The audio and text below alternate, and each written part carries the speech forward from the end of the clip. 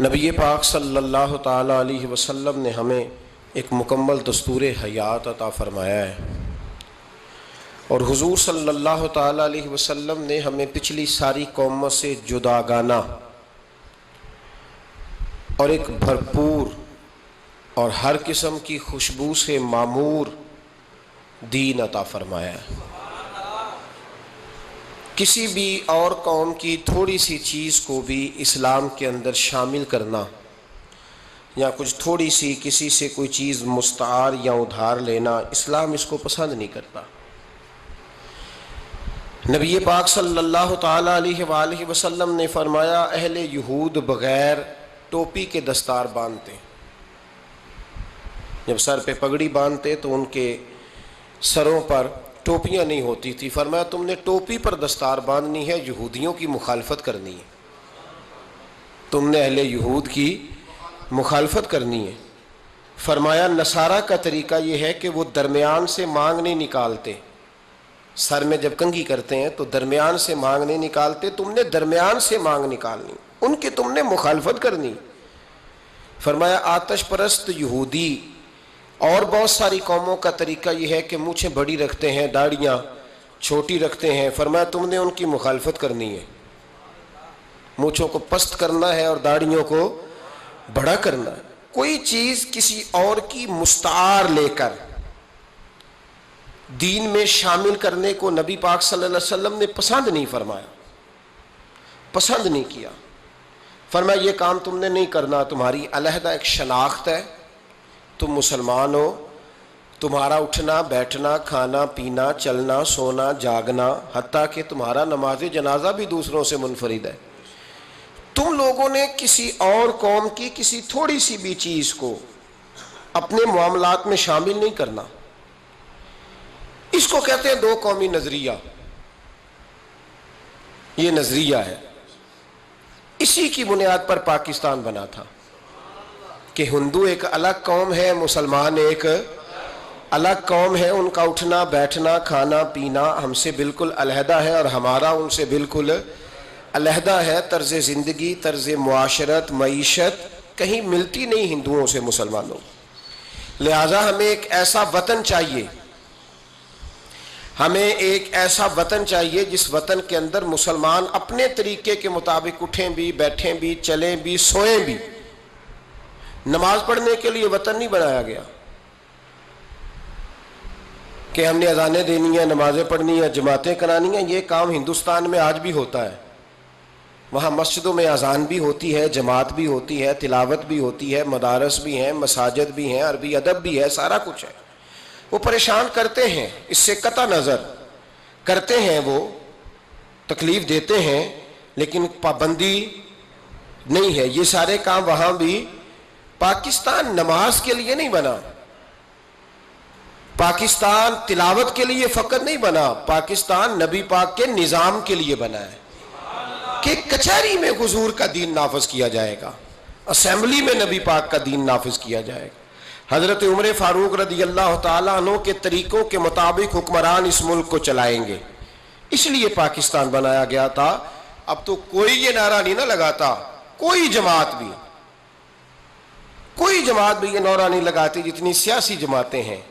حالانکہ پاکستان کا نعرہ آج بھی ہر آدمی کو پتہ ہے کہ پاکستان کا مطلب کیا، لا الہ الا اللہ محمد رسول اللہ صلی اللہ تعالی علیہ۔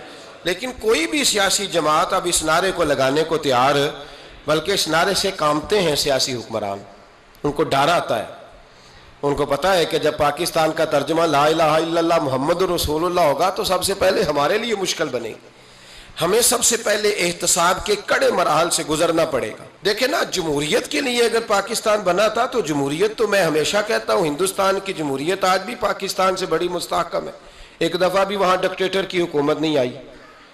تو یہ جو ہمیں بتایا جاتا ہے، سبق پڑھایا جاتا ہے، ہماری نوجوان نسل آج تک ہر آدمی آتا ہے، میں نے کافی پہلے بھی کہا تھا کہ لوگ ہمیں نئے نئے نکات دیتے ہیں، کوئی 10 نکات دیتا ہے، کوئی 14 نکات دیتا ہے، کوئی 16 نکات دیتا ہے۔ ہمیں ضرورت نہیں تمہارے نکات کی، اس لیے کہ ہمیں سارے نکتے خطبہ حجت الوداع پہ نبی پاک نے عطا فرما دیے ہیں صلی اللہ تعالی علیہ وسلم، کسی نکتے کی ضرورت نہیں ہے۔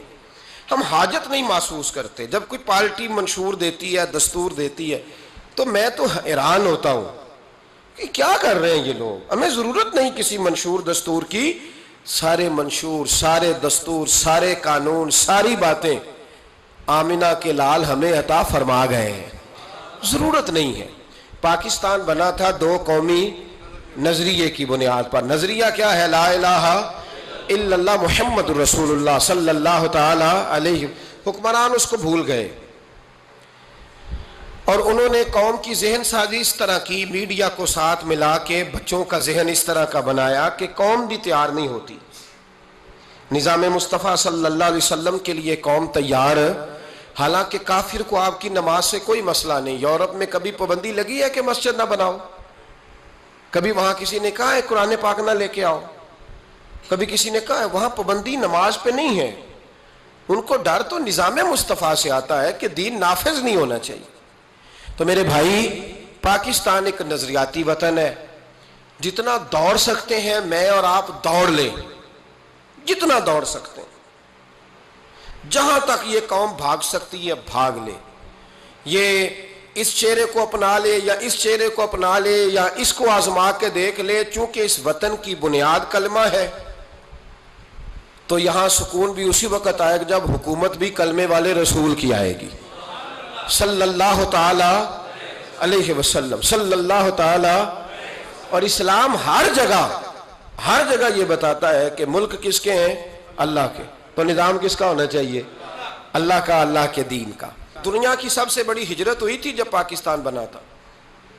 دنیا کی سب سے بڑی ہجرت.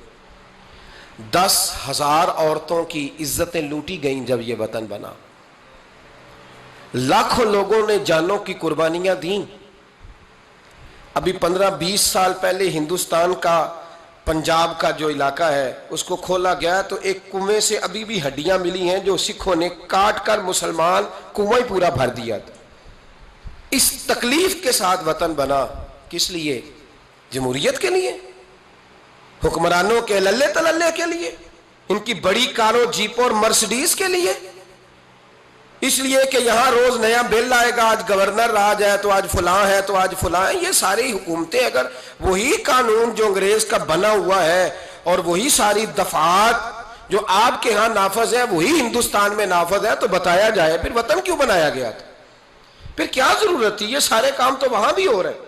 اس لیے میرے بھائی وطن کے نظریے کو سمجھے. وطن بنا تھا لا الہ الا اللہ محمد رسول اللہ صلی اللہ علیہ وسلم. اور اقبال جو بانی پاکستان ہے، جو مصور پاکستان ہے، جو تصویر دینے والے ہیں پاکستان، ان سے کسی نے کہا تھا کیوں پاکستان بنانا چاہتے ہو؟ ہم جو ایک ملت جو ہیں، ہندوستانی ایک ملت ہے، قوم ہے، تو کیا ضرورت ہے؟ تو اقبال کہنے لگے اپنی ملت پر قیاس اقوام مغرب سے نہ کر، خاص ہے ترکیب میں قوم رسول ہاشمی.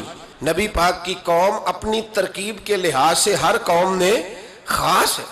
دین کا نفاذ چاہیے، دین نافذ ہونا چاہیے. نبی پاک ایک اسٹیٹ کے سربراہ بنے تھے. مدینہ منورہ میں حضور نے نظام بنایا. آج میں ایک نئی بات آپ سے کرنا چاہ رہا ہوں. رونا روتے زمانے بیت گئے، اب آگے کی طرف دیکھنا ہے. جو قومیں ماضی کی لکیر پیٹتی رہتی ہیں وہ مایوس ہو جاتی ہیں، ان کے جذبے ٹوٹ جاتے ہیں. اب ماضی کو پیٹنے کی بجائے مستقبل کی روشنی کو دیکھنا چاہیے. ہمیں نبی پاک صلی اللہ علیہ وسلم نے کسی وطن کی تعمیر کے لیے جو جذبات دیے ہیں ان جذبات پر ہمیں غور کرنا چاہیے.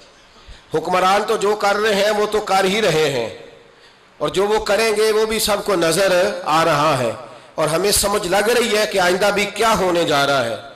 ہم نے کیا کرنا ہے؟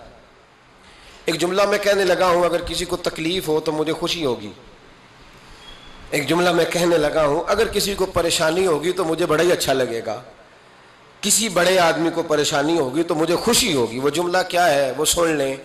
یہ ملک حکمرانوں کا نہیں ہے، یہ ملک عوام کا ہے. اس لیے کہ حکمرانوں کے بچے تو یورپ میں رہتے ہیں، ان کی تو ٹکٹیں بک ہوتی ہیں. جب تک یہ اسمبلی میں ہوتے ہیں یہاں ہوتے ہیں، اور جب حکومتیں ختم ہوتی ہیں تو یہ یہاں موجود. ان سب کے تو باہر کاروبار ہیں، رہائشیں ہیں، اولادیں ہیں. تو یہ وطن کس کا ہے؟ پاکستان وطن کس کا ہے؟ یہ ہمارا وطن ہے، یہ حکمرانوں کا نہیں ہے۔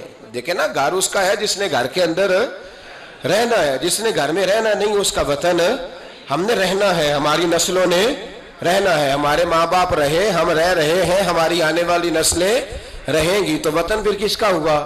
ہمارا۔ حکمرانوں کا وطن گھر جو ہمارا ہے، تو ہم کسی کے ذمہ کیوں لگاتے ہیں؟ ہم اپنے وطن کا خود خیال کیوں نہیں کرتے؟ ہم کیوں نہیں یہ محسوس کرتے کہ وطن سب سے پہلا کام 14 اگست ہے پاکستان کے عزم نو کے لیے، ایک روشنی کے لیے، نوجوانوں کے لیے چند باتیں کرنا چاہتا ہوں۔ پہلی بات اپنے ذہن میں بنائیں کہ وطن کی جو محبت ہوتی ہے نا، حب الوطن من الایمان، وطن کی محبت ایمان کا حصہ ہوتی ہے۔ اس بات کو یاد کر لے۔ میرے نبی پاک علیہ السلام مکہ مکرمہ سے تشریف لائے تھے، حضور مہاجر بن کے مدینے آئے تھے، لیکن بخاری مسلم کی ایک ایسی حدیث ہے جس کی میں نے کبھی شرح نہیں پڑھی، اور میں اس حدیث کی شرح میں کبھی نہیں گیا اور جانا چاہتا بھی نہیں۔ نرالا رنگ ہے اس حدیث پاک کا۔ میرے محبوب پاک علیہ السلام مہاجر بن کے مدینے آئے، لیکن حضور نے ایک موقع پہ فرمایا، سنو بھائی مہاجرین اور انصار، کان کھول کے سنو۔ اب مہاجرین میں شامل کون کون تھے؟ حضرت ابو بکر صدیق، حضرت عمر فاروق، حضرت عثمان غنی، حضرت مولا علی، حضرت مصعب ابن عمیر، حضرت بلال حبشی، یہ سب لوگ مہاجر تھے، لیکن حضور نے وطن کی محبت بیان فرمائی۔ میرے محبوب نے فرمایا، یاد رکھنا اگر کبھی لوگوں میں اختلاف رائے ہوا اور لوگوں کی دو لائنیں بن گئیں، ایک قطار ادھر جا رہی ہے لوگوں کی اور ایک قطار ادھر جا رہی ہے، تو فرمایا اگر تم مجھے دیکھو گے نا میں کس قطار میں ہوں، تو میں تمہیں اس قطار میں ملوں گا جس قطار میں میرے مدینے والے جا رہے ہوں گے۔ میں کہہ رہا ہوں بلا تبصرہ، بغیر تشریح کے اس روایت کو دیکھیے گا، حضور نے اپنے وطن سے پیار کیا اور اپنے وطن کے لوگوں سے محبت فرمائی۔ حضرت ابو ہریرہ فرماتے ہیں جب ہم سفر سے واپس آتے تھے نا، سفر سے واپس لوٹتے تھے اور مدینہ منورہ کی عمارتیں نظر آتی تھی، مکانات نظر آتے تھے، تو ہم حضور کا جذبہ دیکھتے، میرے محبوب پاک گھوڑے کو تیز کر دیتے، سواری کو دوڑاتے، یا رسول اللہ کیا ہوا؟ فرمایا جلدی کرو میرا شہر آ گیا ہے، میرا علاقہ آ گیا ہے۔ حضور نے اپنے وطن سے پیار کیا، اگرچہ اس وطن کی انفرادیت اپنی جگہ پہ ہے، اس کی عظمت اپنی جگہ۔ ایک پہلو ان حدیثوں سے یہ بھی ملتا ہے کہ جس جگہ ہم رہتے ہیں ہمیں اس وطن سے پیار ہونا چاہیے، ہمیں پاکستانی ہونے پر فخر ہونا چاہیے۔ مدینے کے بعد، مکے کے بعد اگر ہمیں کسی وطن سے پیار کرنا چاہیے تو پاکستان سے کرنا چاہیے، اس کی گلیوں سے، اس کے کھیتوں سے، اس کے کھلیانوں سے، اس کے گاؤں سے، اس کے شہروں سے ہمیں پیار کرنا چاہیے، ہمیں محبت کرنی چاہیے۔ ہمارا معاملہ کیا ہے؟ ہم صرف اپنے گھر سے پیار کرتے ہیں، اس لیے 1.25 کروڑ روپیہ بنگلے پہ لگ جاتا ہے، 10,000 روپیہ لوگ اپنی گلی پہ نہیں لگاتے۔ وہ گلی کس کی ہے؟ اس پہ کیوں نہیں پیسے خرچ ہوئے؟ کہتا ہے وہ ٹیکس دیتا ہوں تو ٹیکس والے خرچ کریں گے۔ او خدا کے بندے، وطن تیرا ہے تو گلی بھی تیری ہے، اس کی تعمیر کی ذمہ داری بھی تیری ہے، تو چھوڑ۔ اگر وہ اتنے ہی اچھے ہوتے تو اب تک سنور نہ گیا ہوتا۔ تو اپنی گلی کا خیال کر، تو اپنے علاقے کا خیال کر، تو اپنی بستی کا خیال کر، تو توجہ دے، تو اس کی تعمیر میں کردار ادا کر۔ الیکشن آیا تو لوگوں نے کوڑے کی تصویریں کھینچ کھانچ کے سوشل میڈیا پہ ڈالی، فلاں ایم صاحب نے بھی اپنے علاقے سے کوڑا نہیں اٹھوایا، فلاں نے بھی کوڑا نہیں اٹھوایا، فلاں نے بھی کوڑا نہیں اٹھوایا۔ کوڑا جب بارش ہوتی ہے تو تعفن پھیلتا ہے۔ مجھے کچھ سانس میں تکلیف ہوئی تو ڈاکٹر صاحب سے جب میں نے مشورہ کیا تو وہ مجھے کہنے لگے کوئی تعفن والی جگہ نہیں ہونی چاہیے، اس سے آپ بچیں، درختوں کے پاس رہیں، پتوں کے پاس رہیں جہاں سے آکسیجن تازگی ملے۔ اور یہ ضرورت صرف مریض کی نہیں ہے، یہ ہر اس شخص کی ضرورت ہے جس کی سانسیں چل رہی ہیں، اس کو اس کی حاجت ہے۔ کوڑے پر جب بارش پڑتی ہے تو تعفن پھیلتا ہے، ایسی سخت بدبو آتی ہے جس سے امراض پیدا ہوتے ہیں۔ حکمران نے کوڑا نہیں اٹھایا، بلدیہ کے لوگوں نے ذمہ داری محسوس نہیں کی، ایم این اے صاحب کے حلقے میں ڈھیر لگے ہوئے کوڑے کے۔ لیکن ایک سوال ہے، پوچھنے کی اجازت ہونی چاہیے۔ وہ سوال یہ ہے کہ کوڑا اٹھانے والے نے تو نہیں اٹھایا، پر بتائیے کوڑا پھینکا کس نے تھا؟ جو آدمی سودا خریدنے کے لیے 4 گلیاں آگے جا سکتا ہے وہ کوڑا پھینکنے کے لیے بھی تو جا ہی سکتا ہے نا، اس کو پتا ہے نا کوڑا پھینکنے کی جگہ، پھینکا کس نے کوڑا؟ اچھا ایک بات اور ذرا آپ کی توجہ کے لیے، سوشل لوگ ہیں ہم معاشرے کا حصہ ہیں، ہمیں معاشرے میں لوگوں کی ضروریات درپیش رہتی ہیں۔ سوشل لائف میں اگر آپ تھوڑا سا آگے بڑھیں نا، آپ کے گھر میں جو بیٹی کا رشتہ دیکھنے آتا ہے نا، وہ جن چیزوں پر کمنٹس کرتا ہے نا، ان میں ایک چیز یہ بھی ہوتی ہے، وہ لوگ کہتے ہیں بھائی آپ کا گھر بھی اچھا ہے، آپ لوگ بھی اچھے ہیں، لیکن جس علاقے میں آپ رہ رہے ہیں نا، وہ علاقہ صاف ستھرا نہیں ہے، وہ علاقہ اچھا نہیں ہے، وہ اس چوک میں بھی کوڑا پڑا ہے، پچھلے چوک میں بھی کوڑا پڑا ہے۔ تو یہ جو گلیوں میں کوڑا پڑا ہوتا ہے نا، یہ اس مقامی لوگوں کی تہذیب کی عکاسی کرتا ہے۔ آپ اس پہلو پر یہ میں اپیل کر رہا ہوں، میں گزارش کر رہا ہوں، میرے بزرگ میرے دوست ناراض نہ ہو، میری بات پر توجہ دیں۔ اب سنیں میرے نبی پاک صلی اللہ علیہ وسلم نے ہمیں تربیت کیا دی۔ حضور علیہ السلام فرماتے ہیں، امام رازی نے تفسیر کبیر میں حدیث لکھی ہے، محبوب فرماتے ہیں قیامت کے دن اللہ تبارک و تعالیٰ ایک گناہ گار کے بارے میں جنت کا فیصلہ فرما دے گا۔ وہ گناہ گار بڑا تھا، بڑا مجرم تھا، بڑا، بندے کو پتا ہوتا ہے نا اپنا کہ وہ کتنا گناہ، وہ گناہ گار نہ رب کے کرم پر رو پڑے گا، اپنے رب کی عطا پر شرمندہ ہو کے روئے گا، اور ہاتھ باندھ کے عرض کرے گا مولا میں تو جانتا ہوں میں کیا ہوں، ایسی کون سی میری نیکی تھی کہ تو نے مجھے بخش دیا۔ وہ خود شرمندہ ہو کے تڑپ کے بولتا ہے، تڑپ کے، میری اجرت میری محنت سے زیادہ کیوں ہے، میرے محسن تیرے احسان سے ڈر لگتا ہے۔ تو وہ خود بول پڑا، کہنے لگا مولا مہربانی فرما مجھے بتا یہ میرے اوپر کرم کیسے ہوا، میں تو اس قابل نہیں تھا۔ تو میرے محبوب پاک علیہ السلام فرمانے لگے، رب کریم اس سے فرمائے گا ایک دن رات کو نہ تو اپنی گلی سے گزر رہا تھا، دیکھنے والا کوئی نہیں تھا جو تیری تصویر کھینچ کے سوشل میڈیا پہ ڈالتا، کوئی اخباری نمائندہ نہیں تھا جو فٹافٹ اخبار میں خبر دیتا، کوئی لوگ نعرے لگا، تو اکیلا تھا، رات بھی تھی اندھیرا بھی تھا، گلی سے گزرتے ہوئے تیرے پیر سے کروڑا ٹکرایا تھا،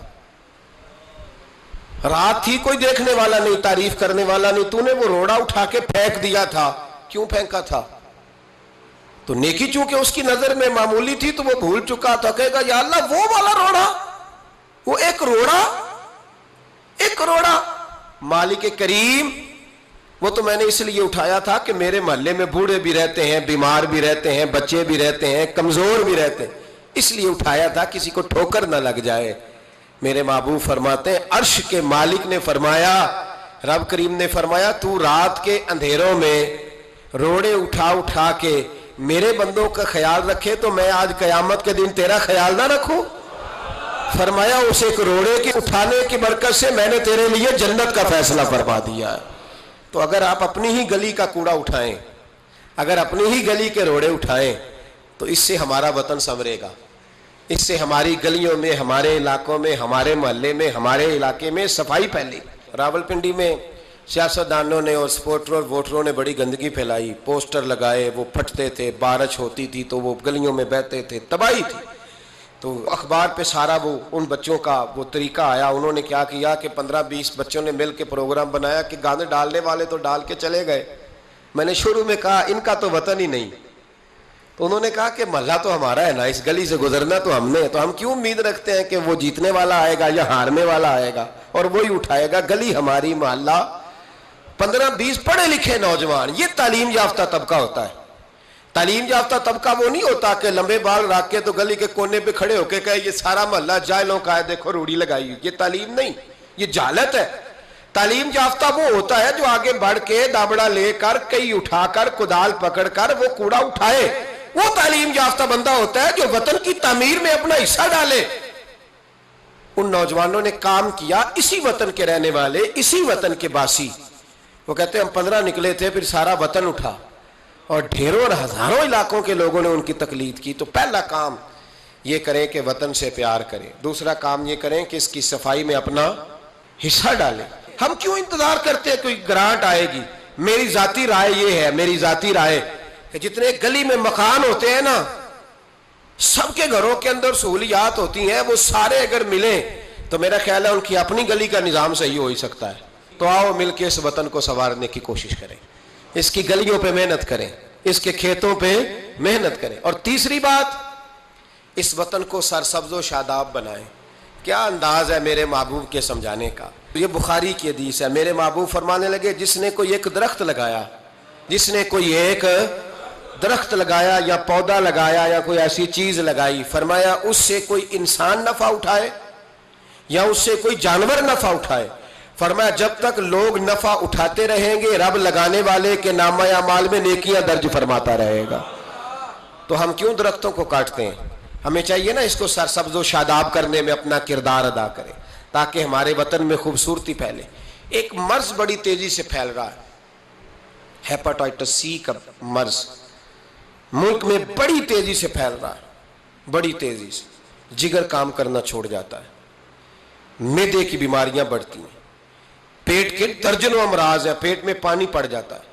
ہمارے ایک ملک میں تو ڈائلسس کا نظام بڑا مردہ ہے، اللہ خیر کرے، محکمہ صحت پر اتنا بوجھ ہے لوگوں کا، لیکن لوگ ڈیوٹی نہیں کرتے، کام ہی نہیں کرتے، غصہ ہی بڑا آتا ہے ڈاکٹر حضرات کو، اللہ ماشاءاللہ مریض تکلیف سے کرا رہا ہے لیکن وہ کہہ رہے ہیں اب ٹھیک ہے، سرکاری نوکری اسی طرح کی ہوتی ہے، موج کرنی چاہیے، خیر صلاح ہے۔ بڑی تیزی سے مرض پھیل رہا ہے اور لوگ کمزور ہو رہے ہیں، بڑی مجبوری ہے، لوگ رو رہے ہیں، تڑپ رہے ہیں، اور یہ دکھ وہی سمجھ سکتا ہے جس کا گھر میں کوئی بیمار ہوتا ہے۔ آؤ نا اس وطن کے لیے کچھ کریں، کوئی ہمت کرے، کوئی جدوجہد کرے، کوئی کوشش کرے، آؤ کچھ کرے اس کے لیے۔ کیا کرے؟ اس ہیپاٹائٹس سی کی بیماری سے لڑنے کا سب سے پہلا حل ڈاکٹر یہ بتاتے ہیں کہ پانی اگر لوگ صاف پینے لگ جائیں، اگر پانی صاف ملنے لگ جائے تو ان بیماریوں میں 90% کنٹرول ہو سکتا ہے۔ یار صرف صاف پانی، لیبارٹری کے ٹیسٹ کے مطابق جو بڑا مہنگا بور بھی ہے وہ بھی ₹1,00,000 سے نیچے ہے۔ ایک گلی میں اگر ایک بور ہو جائے ایسا جس کا پانی زبردست ہو تو کتنے لوگ ہیں جو بچیں گے؟ کتنے لوگ ہیں جو اس آزمائش سے بچیں گے؟ میں نے مسجد میں وہ بور کرایا ہے، ٹوٹی باہر نکالی، میں ایک دن رات کو 1:30 بجے آیا تو باہر ٹوٹی سے 2-3 لوگ پانی بھر رہے تھے، 2-3 لوگ، تو 1:30-2 بجے رات کے، تو میں نیچے اترا تو میں نے کہا خیریت ہے؟ اچانک میری طبیعت میں یہ خیال آیا کہ کوئی مجبوری ہو گئی ہوگی اس وقت، کوئی مریض نہ ہو۔ کہنے لگے پانی پینا تھا، گھر میں پانی ختم ہو گیا تھا تو میں بھی دیر سے آیا ہوں، کہیں گیا ہوا تھا، ابھی پہنچا ہوں۔ تو گھر والوں نے بتایا تو میں نے کہا ٹھہر جاؤ، گھر والا پانی نہیں پینا، میں آپ کو وہ پانی لا کے دیتا ہوں جو لیبارٹری سے ٹیسٹ شدہ ہے، اور 3-4 دفعہ میں نے اس کو بھیج کے ٹیسٹ کرایا۔ اب سنو اس کی بیس کیا ہے، اس کی بیس کیا ہے؟ ہم تو سمجھتے ہیں نا کل شریف پہ صرف چنے رکھنے چاہیے، ہم سمجھتے ہیں کل شریف پہ پھل آنا چاہیے اور بریانی پکنی چاہیے۔ ترمذی کی حدیث ہے، حضرت سعد رضی اللہ تعالیٰ عنہ کی اماں انتقال کر گئی، آنکھیں عرض کرنے کے یا رسول اللہ اماں فوت ہو گئی ہے، کچھ کرنا چاہتا ہوں۔ تو میرے محبوب نے فرمایا مدینے میں میٹھے پانی کے کنویں کوئی نہیں، قلت ہے، تو ایک کنواں کھدوا دے، لوگ پانی پیتے رہیں گے، رب کریم تیری اماں کو قبر میں راحت عطا کرتا رہے گا۔ حضرت سعد نے کنواں کھدوایا، قربان جاؤں محبوب کی عظمت پہ۔ میرے رسول پاک نے آج ہمیں صاف پانی پینا مہیا کرنے کے لیے کل 1450 سال پہلے نصیحت کر دی، فرمایا یہ کنواں سعد نے اپنی ماں کے لیے کھدوایا ہے، اس کا نام ہے سعد کی ماں کا کنواں، بیر ام سعد حضور نے اس کا نام رکھا۔ کتنا کو خرچ آئے گا اگر گلی والے سارے مل کے ایک صاف پانی کا بندوبست کریں، اپنے دوستوں کو، گلی والوں کو، محلے والوں کو اس وطن کی تعمیر میں اپنا کردار ادا کریں۔ اب کیوں توقع رکھتے ہیں صاحب کے چیئرمین صاحب ہی آ کے کریں گے؟ وہ تو ملے نہیں کبھی، جن کی ڈیوٹی تھی گلی گلی گھومنے کی وہ تو کبھی آئے نہیں۔ یہ آپ کے چیئرمین، آپ کے ایم این اے، آپ کے ایم پی اے، یہ اتنی بلندی عظمت کردار نہیں رکھتے کہ یہ آئیں گے، ان کے پاس کہاں وقت ہے گلیوں میں گھومنے کا؟ اصل لوگ تو وہ تھے کہ 24 لاکھ مربع میل کے حکمران جناب عمر فاروق، لیکن چہرے پہ کپڑا ڈال کے ساری رات مدینے کی گلیوں میں گھومتے تھے، ہر دروازے کا خیال رکھتے تھے۔ پر کیا کریں، کس کو سمجھائیں، لوگ اپنی مرضی کرتے ہیں۔ آج میں عزم نو کی بات کر رہا ہوں، میں پاکستان کی تعمیر کی بات کر رہا ہوں۔ پہلی بات یہ کہ اس سے پیار کریں، دوسری بات یہ اس کی صفائی کریں، تیسری بات یہ یہاں درخت لگائیں، شجرکاری کریں، اس کو سرسبز کریں، چوتھی بات یہ کہ دیکھیں ہم کتنا کردار ادا کر سکتے ہیں، کسی کو کم از کم صاف پانی مہیا کر دیں۔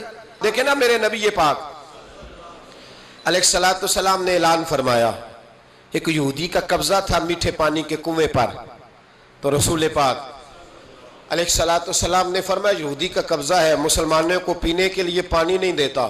کیا خوبصورت اعلان ہے، پانی نماز کی بات نہیں ہو رہی، روزے کی بات نہیں ہو رہی، حج کی بات نہیں ہو رہی، پانی کی بات ہو رہی، پینے کے پانی کی۔ کتنا بڑا اعلان ہے، لوگوں نے دین کو محدود کر دیا ہے کہ مسجد کے اندر آ کے نماز پڑھنا ہی خالی مذہب ہے، روزہ رکھنا ہی خالی مذہب ہے۔ میرے محبوب پاک علیہ السلام نے کیا ارشاد فرمایا؟ حضور نے فرمایا یہودی کا قبضہ ہے، لوگوں کو پینے کے لیے صاف پانی نہیں دیتا، میٹھا پانی نہیں دیتا۔ منبر پر مسجد نبوی پر اعلان کر رہا ہوں، حضور فرمانے لگے جو اس سے کنواں خرید کر وقف کرے گا یہ میرے ہاتھ میں جنت کی ٹکٹ ہے۔ حضور فرمانے لگے مصطفیٰ کا وعدہ ہے پانی کے لیے، یعنی پینے کا پانی، یعنی لوگوں کے حلق سے پانی اترے۔ جاگو جاگو، وطن کے لیے کرو، محنت کرو، آگے بڑھو۔ میرے رسول پاک علیہ السلام نے فرمایا جو میرے مدینے والوں کے لیے پانی کا کنواں وقف کرے گا میں جنت دیتا ہوں۔ حضرت سیدنا عثمان غنی پہنچ گئے، اس کے پاس پہنچے، 6,000 یا 7,000 دینار کا کنواں تھا۔ اس نے کہا میں ایک دن کے لیے دوں گا، صرف ایک دن میری باری، ایک دن 6-7 ہزار دینار مانگے، حالانکہ کنواں 6-7 ہزار دینار کا کل تھا۔ مسجد کے لیے زمین کی بات نہیں ہو رہی، مدرسے کے لیے زمین کی بات نہیں ہو رہی، کنویں کے لیے پینے کا پانی لوگوں کو مہیا کرنا ہے، عام عوام کو۔ اور اس وقت صرف بات بھی مسلمانوں کی نہیں، یہودی بھی پیئیں گے، دیگر لوگ بھی پانی پیئیں گے۔ میرے نبی پاک علیہ السلام کے غلام نے کہا کنواں دے دے۔ کل کنواں سارا 6-7 ہزار دینار کا تھا۔ کہنے لگا میں نے نہیں دینا۔ جناب عثمان بیٹھ گئے، فرمایا تو بات کر کتنے کا دے گا؟ اس کے منہ سے نکل گیا 40,000 دینار۔ 40,000 دینار۔ مسجد کی زمین نہیں خریدی جا رہی، ادارے نہیں بن رہے، اگرچہ یہ اصل ہے دین کی، خریدنی چاہیے۔ پانی کا کنواں، وطن کی تعمیر۔ جناب عثمان غنی رضی اللہ تعالیٰ عنہ فرمانے لگے تو نے اپنی اوقات کے مطابق پیسے مانگے، ورنہ میں تو 60,000 دینار لے کے آیا تھا، تیری اوقات اتنی تھی، تو یہودی ہے نا، تمہاری اوقات اتنی ہے، انہیں اوقات کے مطابق مانگے، میں 60,000۔ اس نے کہا عثمان سمجھ نہیں آئی، ساری زندگی تجارت کرتے رہے ہو، 40,000 دینار کنویں کے لیے؟ آپ فرمانے لگے تو بے ایمان ہے، تجھے کیا سمجھ آئے گی؟ اگر کسی کو 40,000 کے جنت کی ٹکٹ ملے، اور ملے بھی نبی پاک کے دستے مبارک سے، فرمایا یہ ہے ارض جنت، یہ طیبہ کی زمین ہے، جنت بھی یہی، مالک جنت بھی یہی ہے۔ آؤ پاکستان کی تعمیر کریں، آؤ اس کی گلیوں سے کوڑا اٹھائیں، اس سے پیار کریں، اس سے محبت کریں، یہاں درخت لگائیں، یہاں صاف پانی پینے کے لیے بندوبست کریں۔ اور میرے بھائی، میرا بچہ اگر تعلیم نہیں حاصل کرتا تو ساری انویسٹمنٹ اپنے بچے پر کرنے کی کیا ضرورت ہے؟ آگے بڑھو نا۔ وہ جو چائے والے کھوکے پہ چائے تقسیم کر رہا ہے وہ بھی بڑا لائق ہے، اس کے ابے سے ملاقات کرو، اس کو کہو لا یار میں تیرے بچے کا خرچ اٹھاتا ہوں، اس کو اسکول میں داخل کرا۔ ایک انجینئر ملے گا ملک کو، وہ جو گرمیوں کے موسم میں نا ٹھنڈے پانی کا کولر لے کے بس کے پیچھے بھاگتا ہے نا، اور آواز دیتا ہے ایک گلاس پانی کا لے لو، ایک گلاس۔ وہ بڑا ذہین بچہ ہوتا ہے، بڑا ذہین ہوتا ہے، اس کی ماں کو بھی بڑا چاؤ ہوتا ہے یہ افسر بن جائے، اس کے پاس پیسے نہیں ہوتے، وہ غریب کا بچہ ہے۔ اس کو بلاؤ نا، اس کو کہو بیٹے آ۔ کبھی کبھی کسی چوک میں کسی ٹھیلے والی دکان پہ بریک لگتی ہے نا گاڑی کے، تو چھوٹے چھوٹے بچے دوڑ کے آتے ہیں، کہتے ہیں ہماری دکان سے سودا خریدو۔ ان میں بڑا ٹیلنٹ ہوتا ہے، بڑے ذہین ہوتے ہیں، لیکن نہ یہ امیر کے بچے ہوتے ہیں، نہ پیر کے ہوتے ہیں، نہ وزیر کے ہوتے ہیں، ان پر کوئی انویسٹمنٹ نہیں کرتا۔ آؤ آج ارادہ کریں کہ ہم، ضروری تو نہیں کہ میرا بچہ ہی پڑھے، اگر میرا نہیں پڑھتا تو میں کسی کے بچے کو کتابیں خرید کے دے دوں، میں کسی کے بچے پر تھوڑی محنت کروں۔ آؤ میں تمہیں پھر لے چلوں مدینے کی گلی میں، میرے مصطفیٰ کریم صلی اللہ تعالی۔ حضور گزر رہے، دن تھا عید کا، عید کے دن حضور گزر رہے تھے، اور نبی پاک نے گود میں امام حسن حسین کو بٹھایا ہے، گھوڑے پہ حضور جا رہے ہیں، رستے میں ایک بچے کو روتے ہوئے دیکھ لیا، میرے محبوب نے گھوڑا روکا، 10,000 سے آبا عیدگاہ میں عید کی نماز کے لیے منتظر تھے، حضور نیچے اترے، بیٹے روتے کیوں ہو؟ تو پھر رو پڑا، کہنے لگا یتیم ہوں، ابا انتقال کر گئے، ہر بچے نے نئے کپڑے پہنے ہیں، محبوبہ چچا اور ماموں نے بھی میری طرف دیکھنا پسند نہیں کیا، رو رہا ہوں۔ 10,000 نمازی انتظار کر رہے، 10,000، اور میرے رسول پاک وطن کے غریب بچوں کا خیال کر رہے ہیں۔ حضور گھوڑے سے اترے، بچے کو ہاتھ لگایا، گھر لے گئے، کہا فاطمہ हसन का कोई नया जोड़ा पड़ा है? कोई नया जोड़ा पड़ा है? बीबी साहबा कहने लगी हुजूर नया तो पहले भी कोई नहीं था, ये थोड़ा ठीक था जो मैंने धुला के हसन को डाला है। आओ अगर मेरा बच्चा नहीं पढ़ता तो किसी के बच्चों पे तवज्जो करें। मेरे महबूब ने फरमाया फातिमा इस तरह कर, हसन को वही वाला दोबारा डाल दे जो पहले डाला हुआ था, और हसन के वजूद से ये कपड़े उतार, ये कपड़े उतार, और इस यतीम के गले में ये कुर्ता डाल। हुजूर क्या मिलेगा? फरमाया जब यतीम राजी होता है तो अल्लाह भी बड़ा ही राजी होता है। इस वतन में अभी भी बड़े बच्चे हैं जो स्कूलों से बाहर हैं, उनकी मजबूरी है, उनकी अम्मा ने दवाई खानी है, वो अभी भी खील मरूंडा लेके बेच रहे हैं, वो अभी भी गुब्बारे बेचने निकले हुए हैं। इस वतन में बड़ी गुर्बत है, बड़ा दुख है, बड़ी आजमाइश। इस पर बड़ी बातें मेरे आशिया ख्याल में हैं, लेकिन वक्त नहीं है, मुझे आगे बढ़ना है। फिर इस वतन के दिफा में अपना किरदार अदा करो। एक मौलवी साहब बेचारे सीट नहीं जीत सके तो उन्होंने कहा हम 14 अगस्त ही नहीं मनाएंगे। ये वो बेईमानों का ग्रुप है जिन्होंने कहा था कि शुक्र है हम पाकिस्तान बनने के गुनाह में शरीक नहीं हुए। किस तरह ये लोग पार्लियामेंट में जाते हैं, किस तरह हमारे नुमाइंदे बन गए। ये वो लोग हैं जिन्होंने कहा था शुक्र है हम पाकिस्तान बनने के गुनाह में शरीक है, और ख्वाजा कमरुद्दीन सियालवी को खत लिखा था कायदे आजम ने, अमीर मिल्लत पीर जमात अली शाह साहब को खत लिखा था कायदे आजम ने कि अगर अहले सुन्नत के पीर मदद ना करते तो पाकिस्तान बन ही नहीं सकता था। अभी भी तुम्हें होश नहीं आई, अभी भी तुम्हें नहीं पता कि पाकिस्तान के दोस्त कौन और दुश्मन है।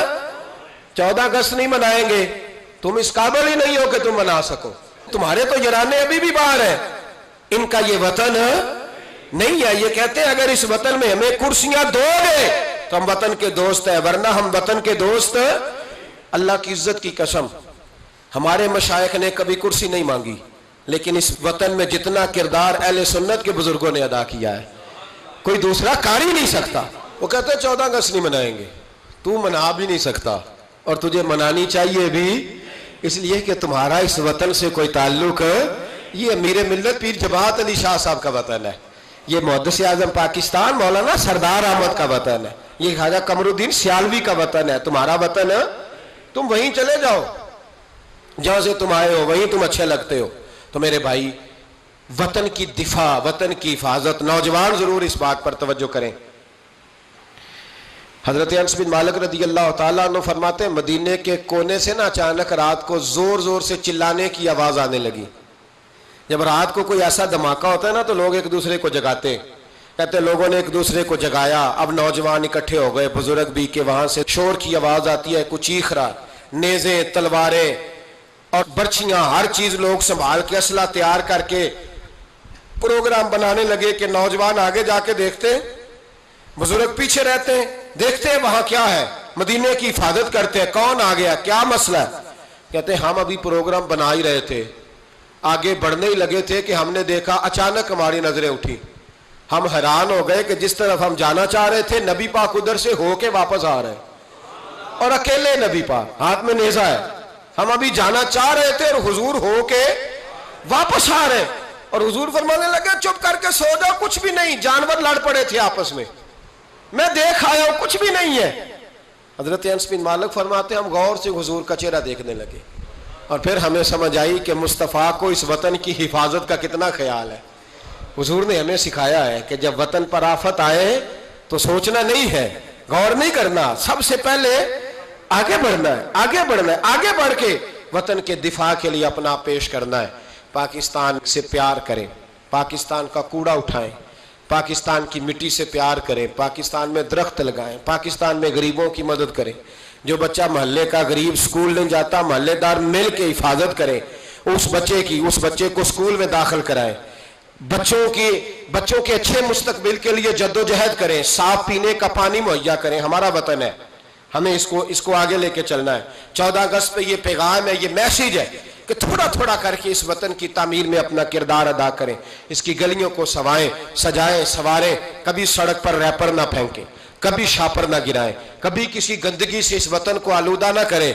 मेरे अरब को आई ठंडी हवा जहां से, मेरा वही वतन है, मेरा वही وطن ہے. اقبال کہا کرتے تھے کہ حضور کو یہاں سے ٹھنڈی ہوائیں آئی ہیں, اس وطن کے لیے اپنا کردار ادا کریں. دیکھیں آپ اور میں کیا کر سکتے ہیں, وہ سارا کچھ کریں. میری گزارش ہے کہ کم از کم 5 بچے پڑھانے کا عہد کرے ایک بندہ, ان کا آپ تعلیمی خرچ اٹھا سکیں, تب کتابیں لے کے دے سکیں, تب کوشش کریں کہ 5 بچے کم از کم. ہو سکتا ہے ایسا؟ اگر ہر پاکستانی 5 بچے پڑھانے کا ارادہ کر لینا تو لاکھوں بچے اسکولوں میں دوبارہ سے چلے جائیں گے. لاکھوں بچے. تھوڑا تھوڑا خیال کرے. اور اگر کوئی وہ کام کرے جو امام اعظم کرتے تھے, غریب کے بچے کو لے آتے تھے اور فرماتے تھے میں تیرے گھر کا خرچہ دوں گا, تو تعلیم حاصل کر. اسی کو وظائف کہا جاتا ہے. یہ کام کریں. میری دعا ہے یہ وطن قیامت کی صبح تک قائم رہے اور اس وطن سے روشنیاں پھوٹتی رہیں. یہ امت مسلمہ کی قیادت کرے. آخر دعوانا ان الحمدللہ رب العالمین.